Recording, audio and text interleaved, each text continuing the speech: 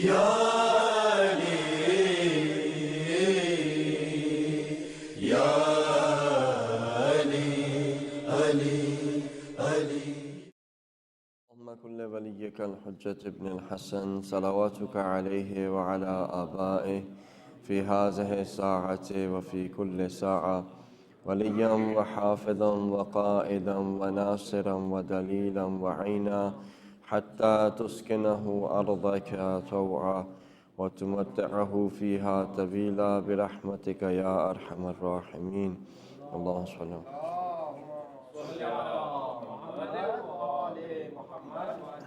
Amma ba, Assalamu alaikum wa rahmatullahi wa barakatuh. All praise and glory belongs to Allah, the creator of this universe, the one who has given us everything without asking for anything. Is the only being that can love us unconditionally. Everyone else's love is going to have some conditions. And if you do not fulfill those conditions, that person will not love you. Right? The closest thing to an unconditional love actually is the love of your mother. But other than that, there is no such thing as unconditional love. And the only being that can actually give you unconditional love is Allah subhanahu wa ta'ala, because even the conditions that He's placed for His love is for your own benefit. Right? So if He says that if you fulfill those conditions, I will love you, the reason is because those conditions in return do not benefit Him in any way, shape or form, but those conditions, if we fulfill, they are beneficial for our own selves. So even, let's say, you have your peer pressure, right? You have the people that you go to school with. They say that, okay, if you do such and such, you're going to be cool. If you do such and such, we will like you. If you do such and such, you can be part of our gang, right? You can be part of our club. We can be part of our group. You can belong to the cool people group, right? But what do you have to do in order to get into this cool people's group? Maybe you have to do those things that Allah subhanahu wa ta'ala has said that you cannot do. So if we end up doing those things and we make Allah subhanahu wa ta'ala in the state of displeasure for the sake of the happiness of those individuals, this is a very wrong transaction. That whenever somebody makes people happy and makes Allah subhanahu wa ta'ala upset, it's a wrong transaction. Because the people that are going to be pleased with you to that particular time, they'll never be always pleased with you. That in the end, you would have to do almost to the point of something really ridiculous. And I'll tell you a little story. You might have heard of that story before. I'm sure the elders have, but I don't know if the kids have. So there was a donkey, a father, and a son. Okay.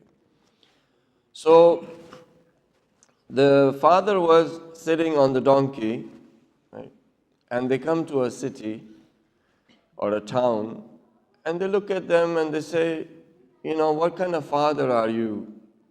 That you are on this donkey relaxing, right? And your son is walking, bichara. Right? This is not fair. So, okay, so they get out of that town. The son sits down on the donkey and the father carries on walking. When they come to the other city or the town, the people look at them and they say to the son, what kind of son are you? You are on the donkey, relaxing, comfortable, while your father is walking. Don't you have any respect for your dad? So, okay. So when they go out, what happens is they both don't sit down on the donkey. Right? They get to the third city or town, and the people look at them and say, you have a donkey and nobody is using that. You both are walking and nobody is sitting down on the donkey. And why do you have this? Say, okay. So then what they do is, they both sit down on the donkey. They get to the other town and people look at them and say, you guys are oppressors. I'm going to call this is just my bit in there, it's just to make it a little bit more interesting. They say, we're going to call the animal rights people. That there's two people on a donkey. I mean, why you guys poor, this animal, why are you doing this? Okay. When they get out of the town, they pick up the donkey on their heads. Right? So if you just try to make the world happy, eventually you're going to have to pick up a donkey on your head. Right? And the world still will never be happy. Because I'm sure if they were to reach the next town, if they were still alive, because it's difficult to carry a donkey on your head, they would tell them that you are like, what are you doing? Who's the donkey here? Right? So regardless, and if they start again walking both and the donkey walking and they see other people, they're going to tell them the exact same thing. In the end, nobody's ever going to be happy. And if our youths try to make those those individuals that are going with you in the college or in the university or in the elementary school or high school, for them to become happy, they will never be happy. And what will happen is, you'll spend whole of your life trying to make them happy or others happy. You will be unhappy and you'll live this life in unhappiness, and when you get to Allah subhanahu wa ta'ala, He's unhappy. And then you have to deal with that unhappiness for the rest of eternity. So are we supposed to make everybody upset? No. You make people happy as Allah subhanahu wa ta'ala has told us to make them happy. You give them respect, right? You live an honorable life, noble life. You take care of the trust that they give you. You try to help them out as much as you can financially. You try to help them out in their character. You try to tell them what is right and wrong. You try to do all of those things for the sake of Allah subhanahu wa ta'ala. And in the end, if they're still not happy with you, it's okay, because Allah subhanahu wa ta'ala is happy with you. Right? And you cannot make everybody happy. You look at Imam Ali alayhi salatu wasalam.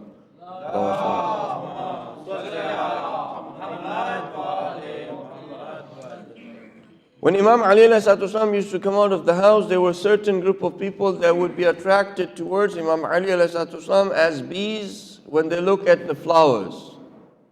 When they look at the honey, they go really fast towards it. Right?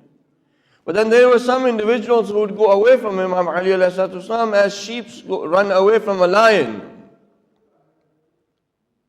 There were individuals who were madly in love with Imam Ali alayhi salatu wasalam, and then there were individuals who did not like Imam Ali alayhi salatu wasalam, to the point where they created those circumstances where they ended up martyring Imam Ali alayhi salatu wasalam. Right? So when you ever look at a great personality, what you will see is there's always going to be people who like you, and there's always going to be people who don't like you. If everybody starts liking you, there is some problem there. If nobody, because what is happening is, if everybody is liking you, you're probably not saying the truth. You're probably not following the path of Allah subhanahu wa ta'ala, because if you follow the path of Allah subhanahu wa ta'ala, you'll always find some people will love you and some people will hate you. Because anyone who's walked on the path of Allah subhanahu wa ta'ala, they've always had friends and they've always had enemies. Okay?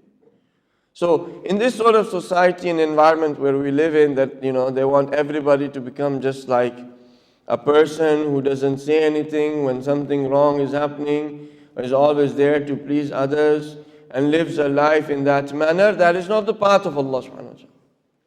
You make Allah subhanahu wa ta'ala happy, you do what He has said, you act on what He has said, and you still love people, and in that process some will love you but some will never love you. Does that mean that we go and choose some other path? whichever path you're going to choose. Some people think that if they become like the clone of Eminem, they're going to be happy, right?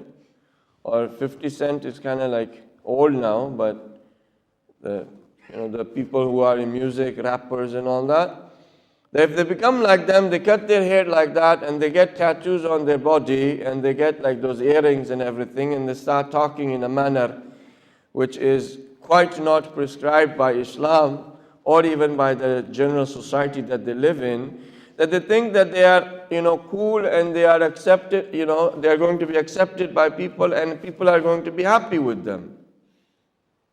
Those type of people that are going to be happy with you. Is that the kind of people you want to attract? The ones who break the laws of Allah subhanahu wa ta'ala, who deny Allah subhanahu wa ta'ala, who have no nobility, who have, if they have respect, it's only because the way they are in submission to shaitan. If they were to leave this submission to shaitan, they will have no respect in the society that is requiring that submission. Right? So you as youths have a very rough and tough task in your life. A lot tougher than I had to deal with. When I went in high school, that high school seems like a monastery compared to the high schools that are of today. Okay? And when I look at my survival in the last 26 years that I've been in the West, my survival has been because Allah subhanahu wa ta'ala blessed me to be able to try to find the path of Allah subhanahu wa ta'ala and try to strive so that I can make Him happy. Right? Have I reached that there? Probably not. Would I ever reach there? Maybe. But would He appreciate the effort that I would place to walk on this path? Of course. Right? So this little bit of life that we've got, a lot of the times people do that for identity too. Because if you look at Muslims around the world, and this all correlates to the love of Allah subhanahu wa ta'ala. Okay? When you look at the Muslims around the world, being a Muslim right now is a very tough thing. There's not that many things for you to feel what the Muslims have done to be proud of. Right? So, in a way, like, somebody, if they call you, oh, you look like you're Italian, it's like, yeah? You talking to me? Like, they'll foreign change their accent and try to act like they're Italian. And they're okay if somebody calls them Italian or Hispanic, or they call them, you look like somewhere in European, but as soon as somebody says you look like a Muslim, right? Muslim translates into what? Terrorist. All right?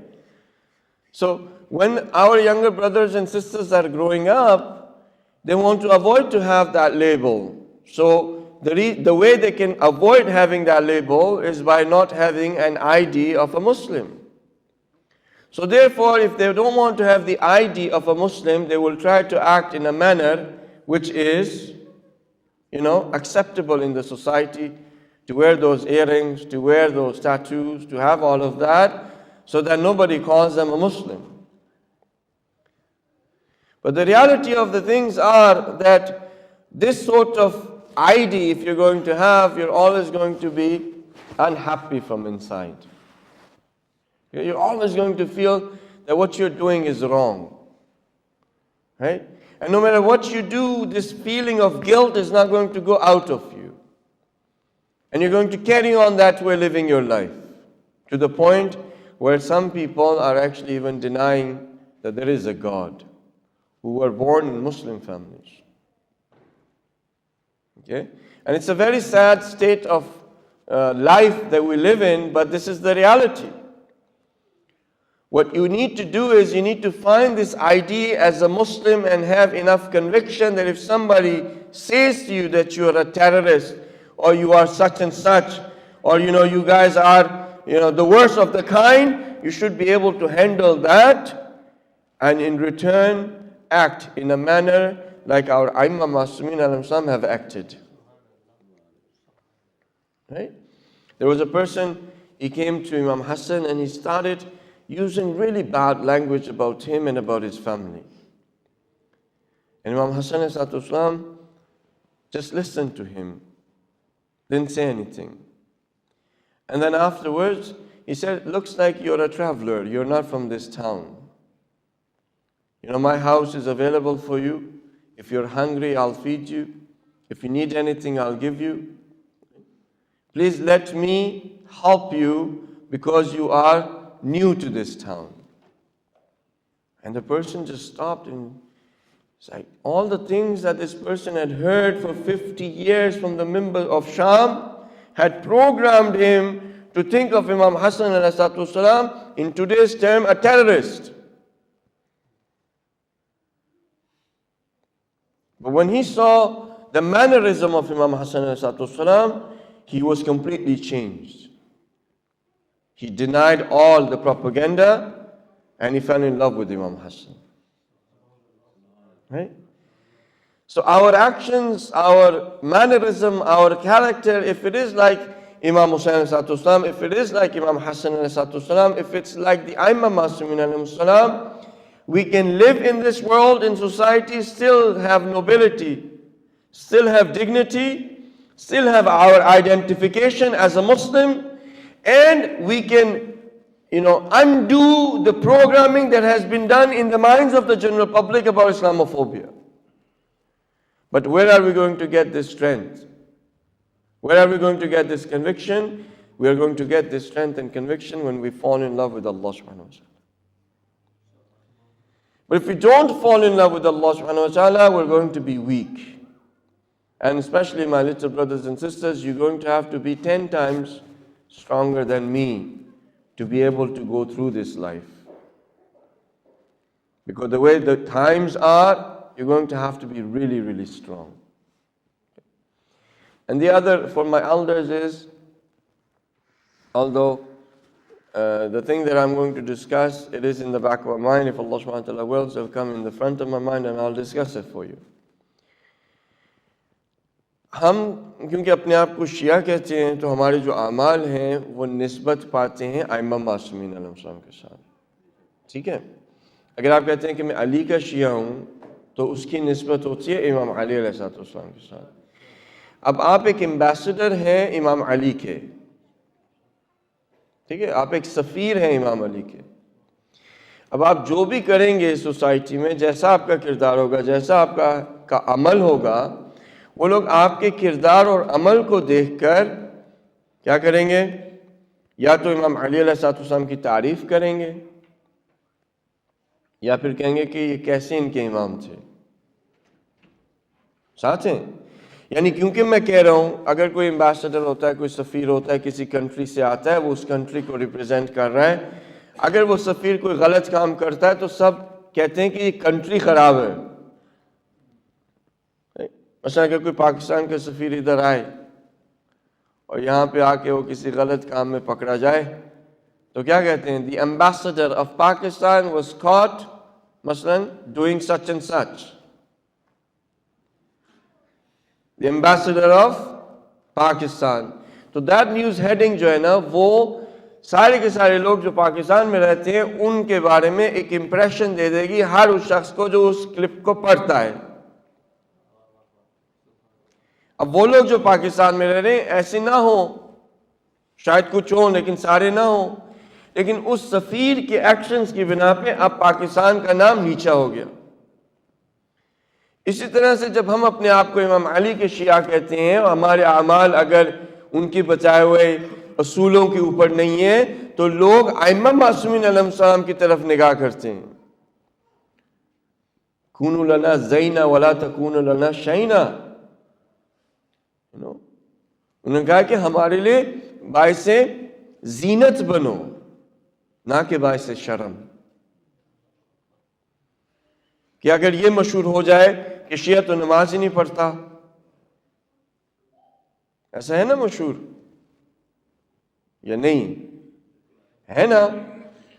میں آپ کو اس جگہ کا بتاتا ہوں جہاں پہ کبھی آپ سوچ بھی نہیں سکتے کہ یہ مشہور ہوگا.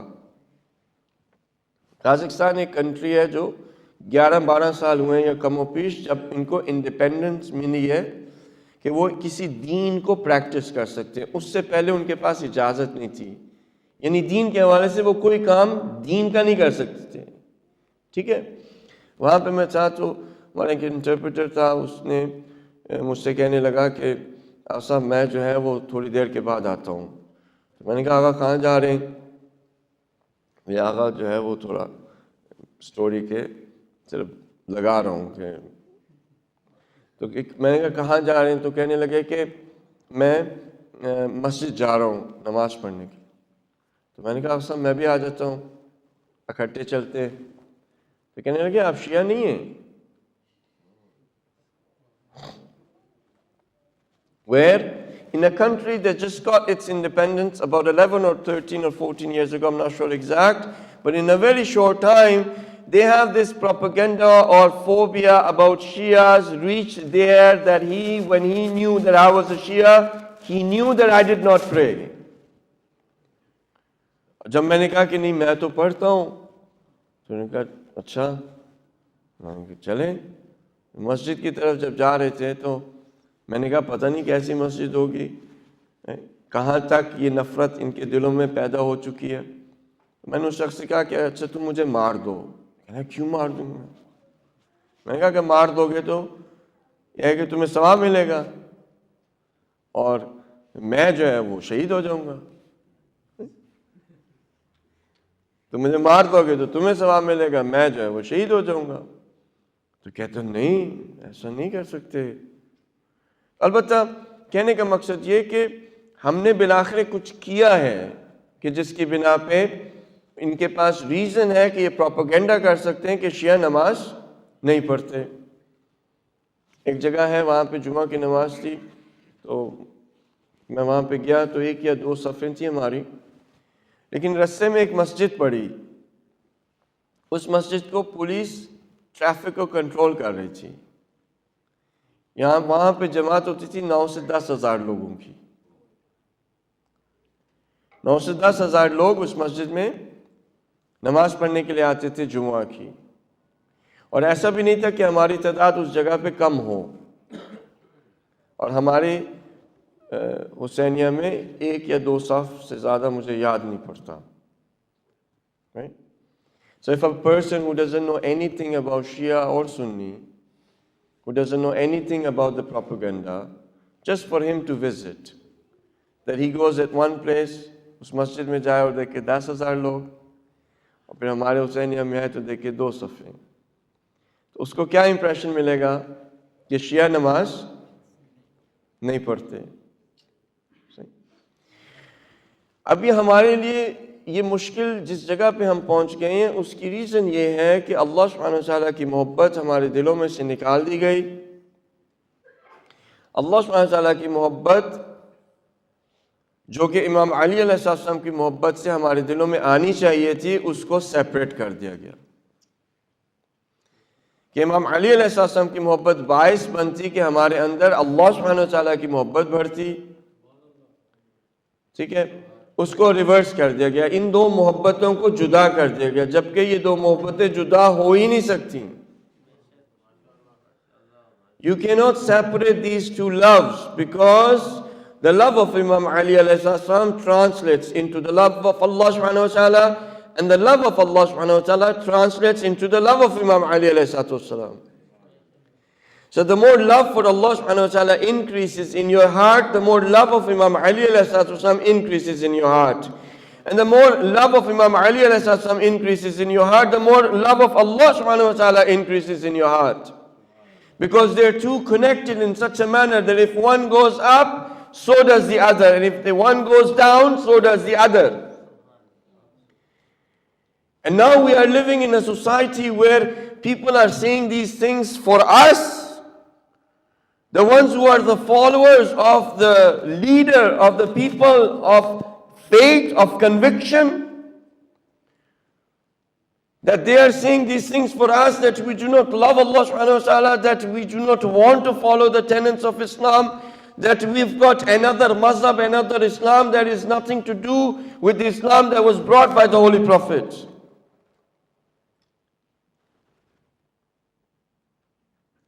Is this fair? Is this fair to Aimma Masumin? It's not fair to Aimma Masumin alayhi salam. Inshallah, if I get the time, which I will probably have, we'll go into the discussion, because with the love of Allah subhanahu wa ta'ala, the discussion comes, the hatred for the enemies of Allah subhanahu wa ta'ala. Because if you love Allah subhanahu wa ta'ala, you cannot be in love with the enemies of Allah. It's common sense. Right? If you love Allah subhanahu wa ta'ala, you cannot be in love of the enemies of Allah subhanahu wa ta'ala. So the enemies of Allah subhanahu wa ta'ala, the definition of it and what hatred means is a natural discussion that needs to be understood when the discussion of the love of Allah subhanahu wa ta'ala comes. Okay. So let me just make one more statement and let's see if we can discuss what I wanted to. We have la'an in our mazhab. We have la'an, the word la'an, we have in Quran. Okay. La'an we have in the traditions of Rasulullah sallallahu alaihi wasallam. We have the word of la'an in the traditions of Imam Masumin alayhi salam. We have the word of la'an in the Sunni books and also in the Shia books. Okay. In Quran you find الَّذِينَ يُعْضُونَ اللَّهَ وَرَسُولَهُ لَعْنَهُمُ اللَّهُ فِي الدُّنْيَا وَالْآخِرَةِ. The people who hurt Allah subhanahu wa ta'ala and His Prophet, there is la'an on them in this world and the hereafter. No, you cannot hurt Allah subhanahu wa ta'ala. But if you hurt the Holy Prophet, Allah subhanahu wa ta'ala takes that hurt to him. He says, you have hurt me. Because you hurt the Prophet, it means you have hurt me. And whoever hurts me in this world and also in the next world, there is la'na on them. Okay? With me. Now if we tell people that actually la'an means to swear, ساتھ ساتھ اگر ہم لوگوں کو یہ بتائیں کہ لعن کا مطلب گالی ہے معاذ اللہ، ٹھیک ہے، تو اب وہ لوگ کیا کریں گے؟ وہ ہمارے مذہب کو دیکھیں، وہ کہیں گے بھائی قرآن کے اندر یہ لفظ استعمال ہوا ہے اور اللہ سبحانہ و تعالیٰ کہہ رہا ہے کہ وہ لعن کر رہا ہے ان لوگوں کے اوپر کہ جو رسول کو اذیت پہنچاتے ہیں، تو آیا آپ کا مذہب یہ کہہ رہا ہے معاذ اللہ کہ خدا آپ کا معاذ اللہ گالی دیتا ہے؟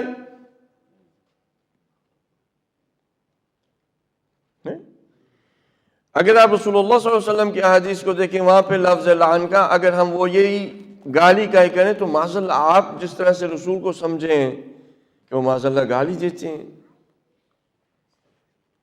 ائمہ معصومین علیہ السلام کے حوالے سے بھی اسی طرح سے، اور پھر آپ ان کو یہ بتائیں کہ اگر میں گالی دیتا ہوں تو مجھے ثواب ملتا ہے،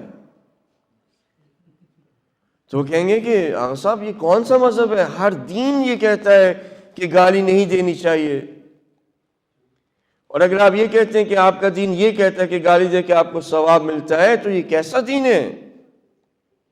یہ کیسا مذہب ہے؟ رائٹ؟ تو ہم نے لعن کے معنی کو سمجھا نہیں، اور جس طرح سے سمجھا وہ جب ہم نے پروجیکٹ کیا تو لوگوں کے ذہنوں میں یہ آیا کہ ہم جب لعن کہتے ہیں تو اس کا یہ متقابل ہے گالی کے، جس کی وجہ سے بہت سارے ہمارے جو ایشو ہیں وہ اس وقت جو کہ آپ دنیا میں دیکھ رہے ہیں کہ شیعوں کا قتل و غارت،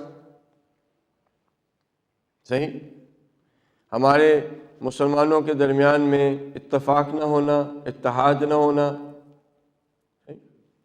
ہمارے اپنے سینٹرز ڈیوائیڈ ہو جانا، 1 سے 2 ہونا، 2 سے 3 ہونا، صحیح، ہمارے لوگ اس جگہ پہ پہنچ گئے کہ جہاں پہ ان کے اندر یہ جرأت ہے کہ اب وہ اس شخص کے لیے جس نے اپنی پوری زندگی وقف کر دی ہو اسلام کی خاطر، اس کے لیے دشنام کہتے ہوں، اس کی بے احترامی کرتے ہوں، کہ جنہوں نے خود اسلام کی ابھی الف بے نہیں پڑھی، उनके अंदर इतनी जुर्रत आ गई कि वो उस शख्स की तौहीन करें जिसने अपनी पूरी जिंदगी इस्लाम के लिए वक्फ की। उसके अलावा हमारे रिसोर्सेस डिवाइड हो गए, हमारे बच्चे मजहब से दूर जा रहे हैं। वो कह रहे हैं ये कैसा मजहब है। लोग अगर आ जाते हैं इस तरफ, इस मजहब की तरफ, तो वो जब इस कॉन्सेप्ट को उस अंदाज में देखते हैं जिस तरह से हमने बताया हुआ है, कहते हैं हमें ये मजहब नहीं चाहिए। मैं आपको खुद का सुना देखा वाक़या बता रहा हूँ कि एक क्रिश्चियन औरत मुसलमान हुई और फिर वो शिया हुई, शादी उनकी हुई, बच्चे, ठीक। ज़ियारत आशूरा का तर्जुमा पढ़ा गया मजलिस के अंदर, ठीक है। ज़ियारत आशूरा का तर्जुमा पढ़ा गया मजलिस के अंदर। उस तर्जमे को सुन के उस औरत ने कहा कि अगर यही मज़हब है शियों का, जिस पे वो खुद भी थी, तो कहती है कि मुझे ये मज़हब नहीं चाहिए। तो उनके हस्बैंड ने जो है वो फिर रुजू किया। मैं उनके साथ बैठा, मैंने उनको बताया कि ज़ियारत आशूरा का तर्जुमा क्या है। जब उनको समझ में आ गई तो उन्होंने कहा कि अल्हम्दुलिल्लाह मुझे समझ में आ गई, मुझे मज़हब चेंज करने की ज़रूरत नहीं। अगर हम नहीं एक्सप्लेन करेंगे, हत्ता लोग जो जिनके पास पैगाम जाना चाहिए था अम्मा का और जिनको मुसलमान होना चाहिए था, और अगर वो हो भी जाते, हम तो किसी के साथ तबलीग नहीं करते, हम तो वेट करते हैं कि वो पहले सुन्नी मज़हब में आए, उसके बाद वो खुद ही किसी तरह से शिया मज़हब में आ जाएंगे। और वो लोग भी जो शिया मज़हब में आते हैं, हमारी रफ्तार, गुफ्तार, आमाल को देखकर वो उस मज़हब को छोड़ने के लिए तैयार हो जाते हैं। अब ये बताएं कहाँ की अदालत है, ये कहाँ का अजर है रसूल की रिसालत का, ये कहाँ की मोहब्बत है आइम्मा की, ये कहाँ का मज़हब है खुदा का, और आखिरत के अंदर ये किस तरह की उम्मीद है जन्नत की, इन तमाम कामों को करने के बाद। सही।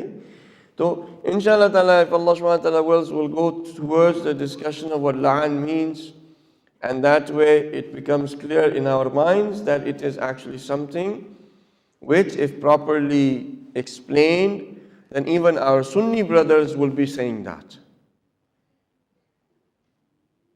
Right? If it is explained in the right way, the way that it has been explained to us through Imam Muslimin and Make salawat for me.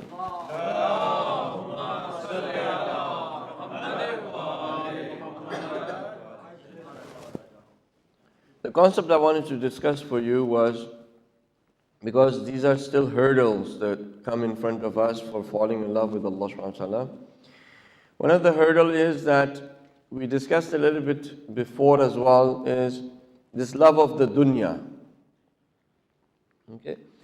Love of dunya becomes a hurdle for a person to fall in love with Allah subhanahu wa ta'ala. Love of the dunya happens to be the trait of the enemies of Ahlul Bayt al-Muslim, and it is something which Imam Ali alayhi salatu wasalam has in Nahjul Balagha said things that are, denouncing it. Okay. Where he says that dunya is like an old woman that has leprosy, that her skin is falling off, her meat is falling off, right? Is holding the intestines of a pig. That's dunya. Right? So when he describes it this way, can anybody fall in love with that? Can anybody even want to have that, what's in the hands of that old woman with leprosy and the intestines of a pig? No, right? So therefore, this dunya that people fall in love with must be in their mind something beautiful that they want to acquire, and they fall in love with it. Right or no? Because yesterday, as we mentioned, that everything is unique, and the unique thing that doesn't have any other thing that is like it is Allah subhanahu wa ta'ala. Laysa kamithlihi shay. And if uniqueness is preciousness, that there is only one thing that is the most precious, and that is Allah subhanahu wa ta'ala. And if we fall in love with only precious things, beautiful things, then there is no one else worthy of us falling in love with other than Allah subhanahu wa ta'ala. Right? So if somebody is falling in love with the world, with this dunya, that means that in their minds something has become beautiful when in reality it's not. Right? So we need to understand that this beauty, what is it? Who makes it beautiful in the eyes of human beings, this dunya? There's a verse in Surah Al-Imran, it says, زُيَّنَ لِلنَّاسِ حُبُّ الشَّهَوَاتِ مِنَ النِّسَاءِ وَالْبَنِينَ وَالْقَنَاطِيرِ الْمُقَنطَرَةِ مِنَ الذَّهَبِ وَالْفِضَّةِ وَالْخَيْلِ الْمُصَوَّمَةِ وَالْأَنْعَامِ وَالْحَرْثِ ذَلِكَ مَتَاعُ الْحَيَاةِ الدُّنْيَا. That the devil makes it beautiful in the eyes of human beings, the love of women, of children, of big, huge amounts of gold and silver, of fast horses, that today's term would be like a Lamborghini or a, hey, you were sleeping, now you're awake, Lamborghini. Or a Maserati or something like that, right? So, Khailul Musaffama, yani those horses that were really fast, that had a good background, that they know it's from a good species or gene pool. Wal-an'ami wal-hars, cattle and food. This is the pleasures of this dunya. But they become beautified in the eyes of human beings with the help of shaitan. And when it becomes beautiful, anything that becomes beautiful, what you're going to do? You're going to fall in love with it. And as we said, there's only one heart. And in one heart, only one love can remain. Either the love of this dunya or the love of Allah subhanahu wa ta'ala. If you take the love of this dunya out, automatically which love you're going to have? Allah subhanahu wa ta'ala. And if you take the love of Allah subhanahu wa ta'ala out from your heart, guess what's going to remain? The love of this world. Okay? So, is money that then? Is money like qanatir al-muqantarat min al-dhahab wal-fidda, huge, huge mountains of gold and silver? Right? Yesterday we talked about how people fall in love with diamonds and money, right? Is it that, or is it something else? Is it the actual Lamborghini that is bad? Is it the actual money that is bad? Is it actually the women and children that are really bad? Is it that, or there is something else? Right? So I'll give you the way that I have understood from the teachers that I've had. And it's an explanation which I personally think, if you think about it, it will be the most closest to, I think, what reality is. Okay? So, think of it this way. What Imam is saying that is bad, that an old woman with leprosy holding the intestines of a pig is dunya. It actually, that dunya doesn't exist. What you're seeing. With me. So whatever your eyes can see is actually not the dunya that Imam Ali has put down. That the love of that dunya is going to take you away from Allah subhanahu wa ta'ala. Okay? So whatever your eyes can see is actually signs of Allah subhanahu wa ta'ala. It's not ugly and it's not bad. With me. I'm looking at you, you are in this world. If we say that the world is bad, then you live in this world, you're part of the world, that means you're bad. But, mashallah, alhamdulillah, some of you might be so close to Allah subhanahu wa ta'ala. Right? True or not? And when I look at you, I see the creation of Allah subhanahu wa ta'ala. I see His signs. That by looking at you, I can become attentive towards Allah subhanahu wa ta'ala. How can you be bad? Allah subhanahu wa ta'ala's signs are not bad. They are there so that our attention goes towards Him, so that we understand Him. How can they be bad? Right? If I see my phone somewhere, not by your phone, you can also put up that example. Again, you can use your imagination. Your Samsung Note 3 is not dunya. Stay with me and inshallah, let's see where we go. It's not dunya. It's actually a sign of Allah subhanahu wa ta'ala. It's an indirect sign of Allah subhanahu wa ta'ala's power, wisdom and knowledge that He has given to human beings that have come up with the ability to transform something which is metallic into a form of communication that can have the waves go all over the world instantaneous, have the picture of a person thousands of miles away appear in a small screen. It's amazing. How could that be dunya that Imam Ali is saying is bad? With me so far? Even let's look at the Lamborghini. Handmade, crafted, beautiful color, paint job, 300 plus horsepower, right? 600 horsepower, right? 0 to 60 such and such. The grip on the road, the aerodynamics, the laws of physics, the laws of chemistry, the laws of all of that embodied in a Lamborghini. The laws that are Allah subhanahu wa ta'ala's laws used to create a machine that is truly remarkable, that shows the creativity, the power, the knowledge of a human being, which is a creation of Allah subhanahu wa ta'ala. That in a small machine to have 600 horsepower, right? Like 600 horses combined together in a small machine.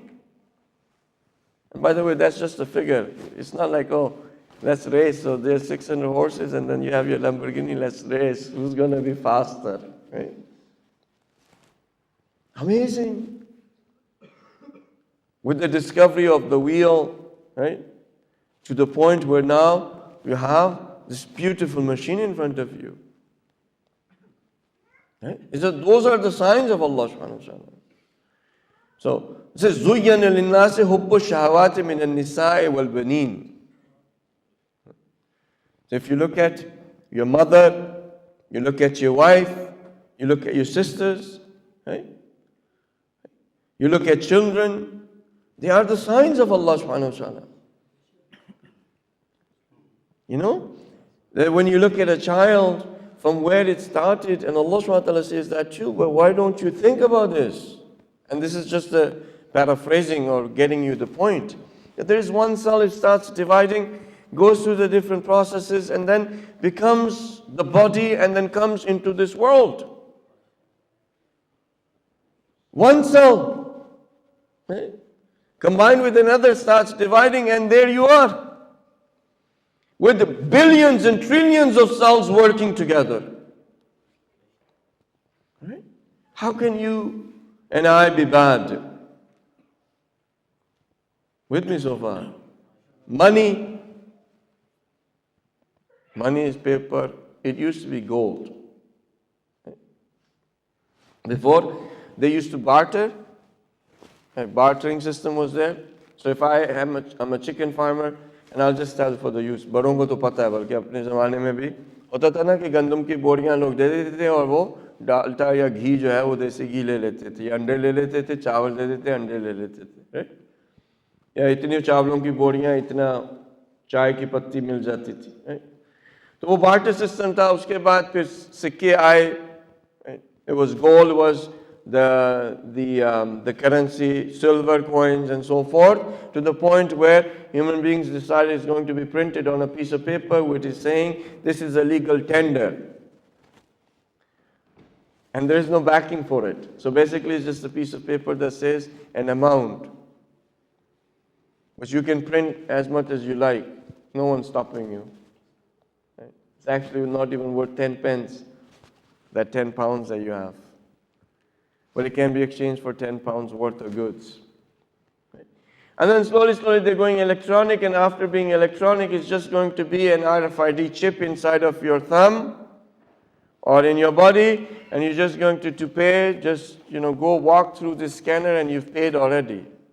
The money is automatically going to come out of your account. Right? All of this is showing the innovation of human beings, that to be able to have a society, a community, a country, how human beings have been able to utilize a system of, other than doing bartering, they've come with a system that can use, that human beings can use to acquire things. And when you start looking at the debt and interest-based system that have been created by man, that is also something which exists, and whoever came up with that idea to build this system of debt and interest used that ability of greed inside of their heart. That greed was not outside. Can you find greed? Okay. If you can find greed, give me the address of it, I'll go see it. Do you see it outside? Do you see it with these eyes? Greed? Do you see jealousy? Do you see arrogance? Do you see any of those things with these eyes? No. Whatever you can see with these eyes are the signs of Allah subhanahu wa ta'ala, and whatever you do not see is the dunya that Imam Ali ﷺ has said it is an old woman with leprosy holding the intestines of a pig. That does not exist outside of you, that exists inside of you. And what exists inside of you, you are the creator of that universe. That is not the world of God, that is the world of I. You are the master of those creations. You are the creator of jealousy inside. You are the creator of anger inside. You are the creator of arrogance inside. Not Allah subhanahu wa ta'ala. With me. And when in this world of I build my buildings on greed, then when I look at money outside, I associate that greed to that money, and then that is bad. But if my world of I was built on generosity, when I look at money, it's a beautiful thing. It's a beautiful thing that can help so many people, and it is something that can allow me on the Day of Judgment to have some dignity in front of Allah subhanahu wa ta'ala.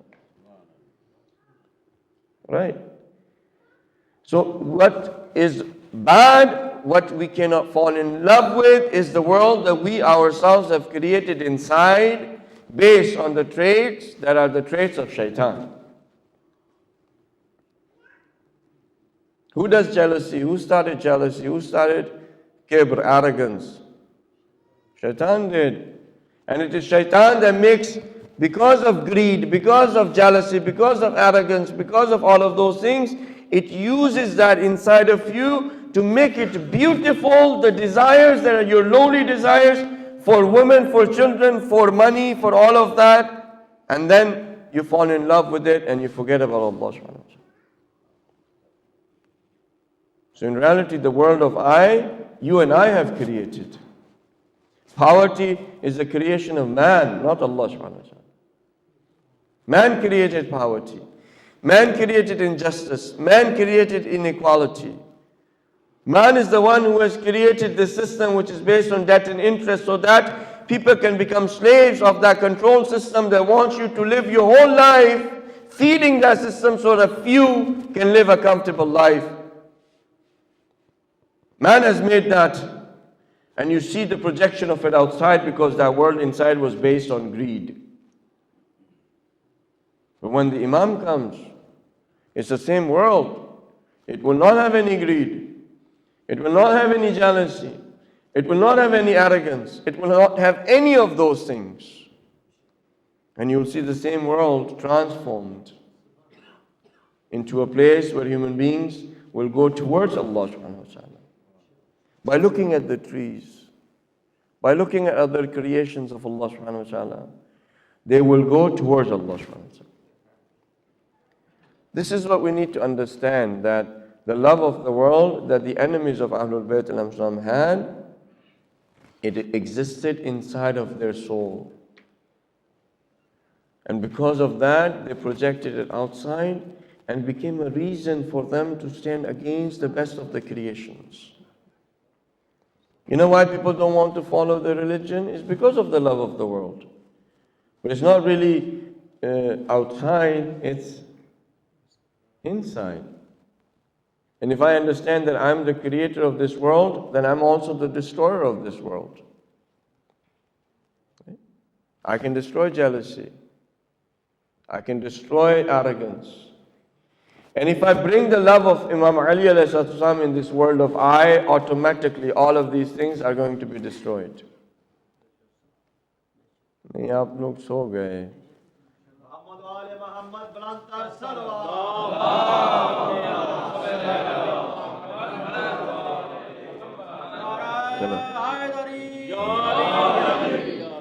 چل انشاءاللہ جب آپ کو موقع ملے گا دوبارہ سن لیجیے گا، کیونکہ آج کل کی ٹیکنالوجیکل ایڈوانس دنیا کے اندر مولانا جو ہے جب مرضی چاہے پاز کر سکتے ہیں، پلے کر سکتے ہیں، بار بار سن سکتے ہیں. تو آپ کے پاس ایبلٹی ہے، بعد میں سن لیجیے گا، سمجھ میں آ جائے گی اور یقیناً کہ آ گئی ہوگی. صرف یہ ہے کہ ہمیں تھوڑا سا اس کے اوپر توجہ دینی پڑے گی، کیونکہ تبرہ کرنے کے لیے اور تولا کرنے کے لیے حب دنیا کو اپنے اندر سے نکالنا پڑتا ہے. اگر حب دنیا ہمارے نفس میں رہے، اگر اسی دنیا جو میری آئی، دا ورلڈ آف آئی جس کو میں نے کہا، اگر اس کے اندر حب دنیا رہے تو نہ انسان تبرہ کر سکتا ہے اور نہ ہی تولا. اگر وہ کرے گا بھی نا، اگر وہ تبرہ اور تولا کرے گا بھی نا، تو وہ نجس ہوگا تبرہ اور تولا دنیا کی محبت کے ساتھ. اور جو تبرہ اور تولا نجس ہو دنیا کی محبت کے ساتھ، وہ حقیقت میں ہمارے فروع دین میں نہیں ہے. جو چیز واجب ہے وہ تبرہ ہے جو طاہر ہو حب دنیا سے، وہ تولا ہے جو طاہر ہو حب دنیا سے. کیونکہ جس کے ساتھ ہم تبرہ کرتے ہیں وہ پیکر تھے حب دنیا کے. تو آپ کر ہی نہیں سکتے ان کے ساتھ تبرہ جب تک کہ خود حب دنیا نہ ہو. اگر خود حب دنیا ہے تو یہ صرف الفاظ ہیں، یہ تبرہ نہیں ہے. اور اگر حب دنیا ہے تو یہ تولا صرف الفاظ ہیں، یہ تولا نہیں ہے. تو جہاں سے یہ سب چیزیں شروع ہوتی ہیں، یہ وہ دنیا ہے جو میرے اور آپ کے اندر ہے، اور ہم نے ہی اس دنیا کو خلق کیا ہے، اور ہم ہی اس دنیا کو ختم کر سکتے ہیں. اس دنیا کو ختم کرنے کے لیے اور اپنے اندر ائمہ معصومین علیہ السلام کے اصولوں پر اس دنیا کو تعمیر کرنے کے لیے ہمارے پاس جو بہترین چیز ہے وہ ذکر امام حسین صلی اللہ علیہ وسلم ہے اور ان کے مصائب پہ گریہ ہے. اگر ان کے مصائب پہ ہم گریہ معرفت کے ساتھ کرتے ہیں تو ہر آنسو اس دنیا کو اس دنیا کے اندر جیسے آگ نہیں برستی، جیسے آگ برستی ہو، اس طرح سے اس حب دنیا پر آگ برسے گی. ہر قطرہ پانی کا قطرہ ہے لیکن آگ بن جائے گا اور اس حب دنیا پہ برسے گا. لیکن ابھی تک ہمارے گریہ نے ہمارے دلوں سے حب دنیا کیوں نہیں نکالنی؟ ہم گریہ کرتے رہے ہیں، کتنا گریہ کیا ہے. بی بی زینب کا نام سن کے ہمارا دل مضطرب ہو جاتا ہے. بی بی سکینہ کا نام کوئی لیتا ہے تو ہمارا دل ٹوٹ پڑتا ہے. حضرت قاسم کا نام لیا جائے، آپ کسی بھی شخصیت کا نام لیں اپنے دل میں، ہمارا دل ٹوٹ جاتا ہے. علی اکبر، ہمارے دل کے اندر ایک جنبش سے پیدا ہوتی ہے، حرکت پیدا ہوتی ہے. ہمارا دل اس طرح سے ٹوٹتا ہے جس طرح سے اگر ہمارا اپنا کوئی رشتہ دار ماں یا باپ اس دنیا سے چلے جائے، ہم اس طرح سے گریہ نہیں کریں گے. کتنے لوگ ہیں جن کے ماں باپ جا چکے ہیں، ان کا نام آتا ہے لیکن ان کو گریہ نہیں آتا. یہ وہ ہستیاں ہیں جن کو ہم نے دیکھا کبھی نہیں، یہ وہ ہستیاں ہیں جن کو ہم نے کبھی نہیں دیکھا، یہ وہ ہستیاں ہیں جو 1400 سال پہلے آئی تھیں، لیکن ان کا نام لیں تو ہمارے آنکھوں سے آنسو آ جاتے ہیں، دل ٹوٹ جاتا ہے. کیونکہ یہ محبت ایک علم حضوری کی محبت ہے. یہ وہ محبت ہے جو ہم اس دنیا میں آنے سے پہلے لے کر آئے تھے. یہ وہ محبت ہے جو ہم اس دنیا میں آنے سے پہلے لے کر آئے تھے. یہ محبت ہمیں سکھائی نہیں گئی، یہ ہمارے اندر ہے، یہ ہمارے اندر ہے. یہ ایک روحانی اتصال ہے بی بی زینب کے ساتھ کہ جب انسان چاہتا ہے ان کی طرف توجہ کرے، ان کا نام لے تو وہ اتصال ہو جاتا ہے اور انسان کا دل ٹوٹ جاتا ہے. اور علماء کہتے بھی ہیں کہ جن کے نام پہ آپ کے آنکھوں سے آنسو آئیں آپ وصل ہو چکے ہیں ان کے ساتھ. یہ دعائے توسل جو آپ نے پڑھی یعنی آپ وصل ہو چکے ہیں ان کے ساتھ. اب اس حالت میں ان سے آپ جو بھی چاہیں مانگ سکتے ہیں. اگر بی بی زینب کا نام لیا اور آپ کی آنکھوں سے آنسو آ گئے, اب آپ بی بی زینب کے ساتھ کنیکٹڈ ہیں. اب آپ بی بی زینب سے جو چاہتے ہیں مانگ سکتے ہیں. اگر حضرت علی اصغر کا نام لے کے آپ کے آنکھوں سے آنسو نکلا, آپ حضرت علی اصغر سے آپ کنیکٹڈ ہیں. آپ نے توسل پیدا کر لیا ہے, آپ کا وصال ہو گیا ہے. جس بھی ہستی, حضرت عباس کے نام سے جس بھی ہستی. تو جب اگر کبھی گریہ آپ کی آنکھوں سے نکلے اور جس بھی نام کی خاطر نکلے, لیکن آپ سب مصائب پڑھنے والے نہیں ہوتے, مصائب سننے والے نہیں ہوتے. مصائب وہ ہوتے ہیں کہ جو انسان کے اندر سے اس کے دل کو توڑے, جو اس کے اندر حزن کی کیفیت کو پیدا کرے, وہ مصائب ہوتے ہیں, وہ عزا ہوتی ہے. عزا کہنے کی بات نہیں ہے, سننے کی بات نہیں ہے, درک کرنے کی بات ہے. اگر انسان حقیقت میں امام حسین کا عزادار بن جائے تو اتنی چیزیں اس کو رلانے کے لیے, اتنی چیزیں اس کو رلانے کے لیے اس کی زندگی کے اندر کہ وہ ہر وقت امام حسین کی عزا میں رہ سکتا ہے. اسے کسی کی ضرورت نہیں کہ وہ آئے اور مصائب پڑھے تو وہ روئے گا. آپ اس طرح سے دیکھیے گا, امام حسین کا عزادار بننے کی کوشش کریں کہ پانی کو دیکھ کے آپ کو رونا آ جائے, کہ آپ پانی کو دیکھیں اور آپ کو دیکھ کے رونا آ جائے, کہ اس پانی سے آپ کو امام حسین کی تشنگی یاد آ جائے. بچوں کی العطش العطش العطش کی صدائیں آپ کے ذہن میں گونجنے لگیں. آپ کے تصور کے اندر بی بی سکینہ کا مشکیزہ آ جائے, جس کے اندر تیر لگا تھا, جس نے امیدیں توڑ دی تھی حضرت عباس کی, صرف پانی کو دیکھ کے. اور جب آپ اس پانی کو پئیں اور امام حسین کو تو آپ کو یاد کرنا, السلام علیکہ یا ابا عبداللہ, سلام کریں امام حسین کو. آپ دیکھیں پانی آپ کے لیے ریزن بن جائے گا جس سے کہ آپ کے آنکھوں سے آنسو نکلیں گے. آپ کبھی کسی بازار جائیں, گوشت لینے جائیں اور کٹا ہوا گوشت دیکھیں, کٹے ہوئے گوشت کو دیکھ کے آپ کو امام حسین یاد آ سکتے ہیں. اس قصاب کی دکان پہ اگر آپ گوشت دیکھیں گے, یہ لاشوں کو گھوڑوں کی ٹاپوں سے, یہ بڑا سخت سا جملہ ہے, لیکن اگر آپ سن لیں کہ امام حسین کے بنی ہاشم کے ان کے اصحاب کے لاشوں کو گھوڑوں کی سموں نے, گھوڑوں سے ان کے سینوں کو کمروں کے ساتھ ملا دیا, کہ سینہ کمر سے لگ گیا تھا. جس سینے پہ بی بی سکینہ سونے کی عادی تھی, یہ شام غریبہ میں بی بی سکینہ کو وہ سینہ نہیں ملا تھا جس سینے پہ بی بی سکینہ سوئی تھی.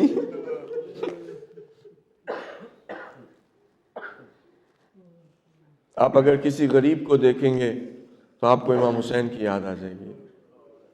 بلکہ کبھی چاہیں تو چہرے کو آئینے میں دیکھ لیا کریں. آپ بھی غریب ہیں, آپ بھی اپنے ملک کو چھوڑ کے آئے ہوئے ہیں, جہاں پہ آپ تھے اپنے رشتہ داروں کو چھوڑ کے آئے ہیں. آپ خود بھی ایک ملک, اس ملک میں زندگی کر رہے ہیں جس کے آپ باشندے نہیں.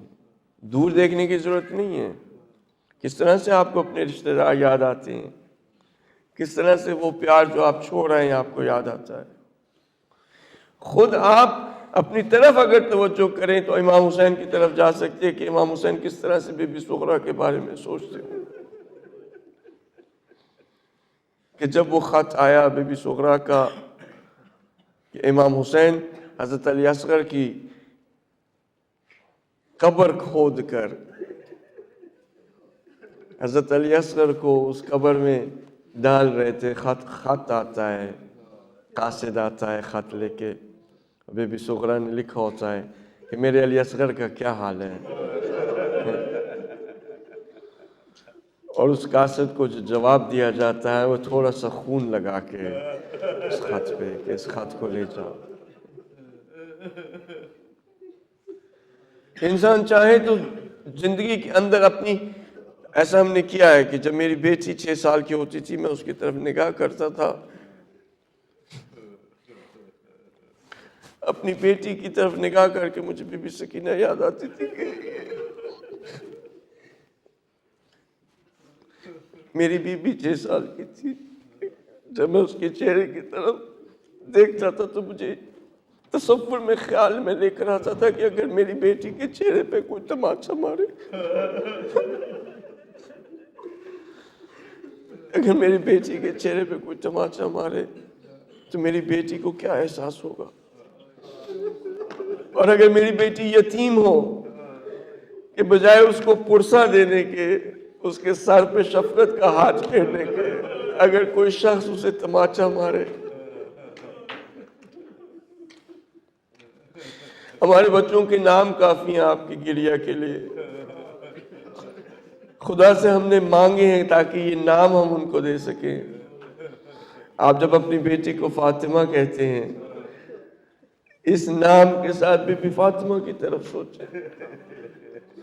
جب زینب رکھتے ہیں تو جب بھی زینب کہیں آپ بی بی زینب کی طرف سوچ سکتے ہیں. انسان اگر چاہے تو اپنی پوری زندگی جو ہم کر رہے ہیں اس کے اندر امام حسین کا عزادار بن سکتا ہے، اور زندگی کے ہر لمحے پہ امام حسین کو یاد کر سکتا ہے. اور پھر ضرورت نہیں ہے کہ تاریخ کو دہرایا جائے اور اس انداز میں مصائب کو بیان کیا جائے جہاں پہ تاریخ تعریف ہو جائے تاکہ لوگوں کے دل نرم ہو جائے. یہ نہیں ہے ضروری. آپ کا اگر دل طاہر ہو، پاک ہو، صاف ہو، حب دنیا کو نکال دیں اور ایک دفعہ زینب کہہ کے جو گریہ آئے گا، ایک دفعہ زندگی میں اگر ایک دفعہ دل پاک اور صاف اور زینب کہہ کے گریہ آئے، وہ گریہ آپ کے دل کو صاف کر دے گا، حب دنیا کو نکال دے گا. خدایا بی بی زینب کے واسطے، رسول کی بیٹی بی بی زینب کے واسطے، تو ہمیں دیکھ رہا ہے، سن رہا ہے، تو ہمارے دلوں کے حال جانتا ہے. خدایا ہمارے دلوں کو پاک اور صاف کر دے. خدایا ہمارے دلوں سے حب دنیا کو نکال دے. خدایا ہمیں اتنی توفیق دے کہ ہم باعث عزت اور وقار اپنے ائمہ کے لیے بن سکیں. خدایا ہمیں وہ دین جو کہ قربانیوں سے بچا ہے، خدایا اس دین کو سمجھنے، اس کے چلنے پر توفیق عطا فرما. خدایا ہماری بہنوں کے، ماؤں کے حجاب کو، ان کی چادروں کی حفاظت کر. خدایا ہمارے نوجوانوں کو توفیق دے کہ وہ امام کے سپاہی بننے کی کوشش کر سکیں. خدایا ہمیں ان کے انصار میں شمار کر، ان کا ظہور جلد از جلد کر دے. ماتم حسین.